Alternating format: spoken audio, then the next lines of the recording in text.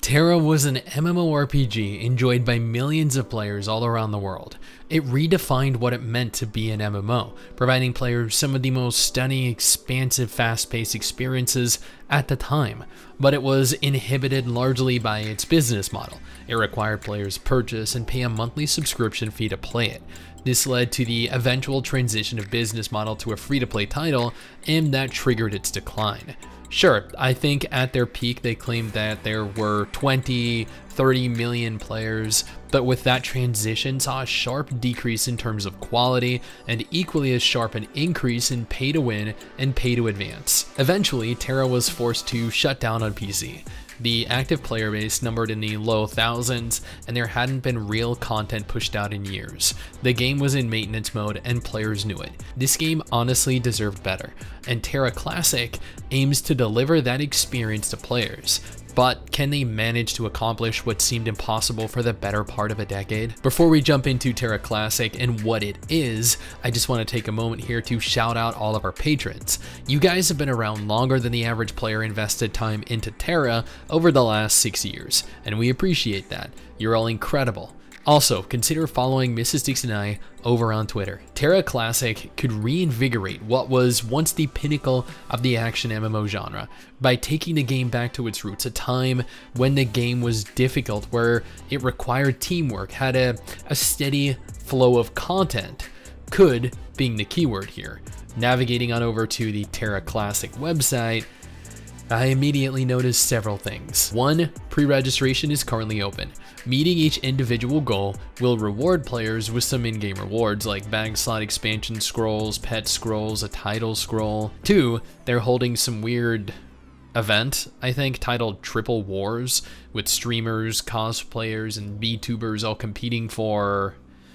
I'm honestly not sure, it's kind of vague. A laptop, a tablet, a phone. It requires you to actually log into their website to see what the event actually entails. 3, they're incentivizing pre-registrations by giving out additional rewards for friends you invite to the game. And I use air quotes there, which I'm aware you're unable to see. This will substantially alter the validity of the total number of pre-registered players. 4, they have altered how classes and races function.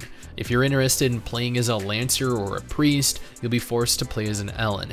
Gladiators are now exclusive to the Kastanic. Archers are exclusive to High Elves, and Slayers to humans. Instead of allowing High Elves to be archers, sorcerers, warriors, priests, mystics, they have chosen to severely limit not only the total number of available classes, but also which races can play as them, giving Ellen 2 races and removing several of the others. You gotta appeal to those pedo Ellen lovers though, right? They are where you'll make all of your money after all. And finally, number 5, the game is going to be cross-platform compatible. TERA was a PC MMORPG that later released a console-compatible client, allowing players to play both versions of the game. Both were honestly largely successful, and the game played even better on console than it did on PC. Unfortunately, the cross-platform compatibility is not between PC and console this time around, rather, it's between PC and mobile. And even then, if you take a look at their website, it lists the only way you'll be able to play this on PC is if you use an emulator, Nox Player, BlueStacks, or LD Player. Within minutes, they have killed any potential that this game might have had. After the loss of TERA, many players were left wandering to private servers.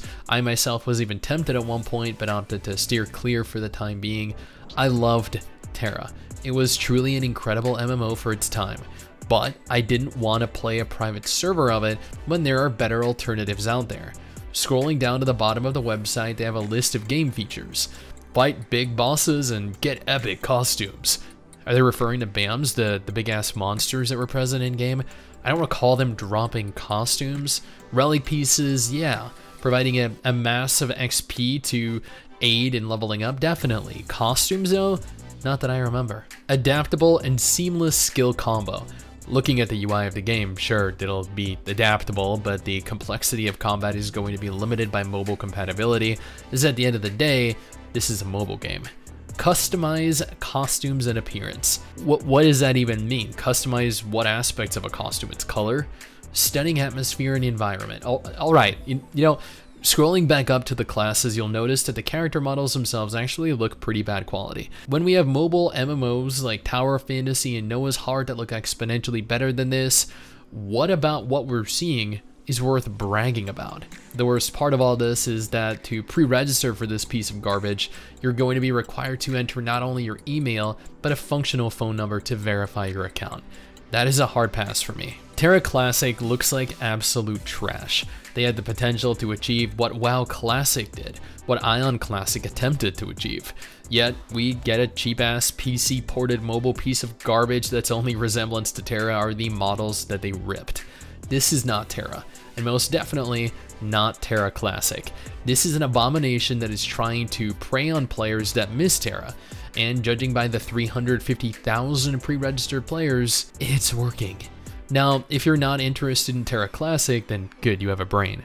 But here are two videos that you should be interested in. One featuring every MMO releasing this month, the other featuring a list of upcoming anime gacha games slated to release next year.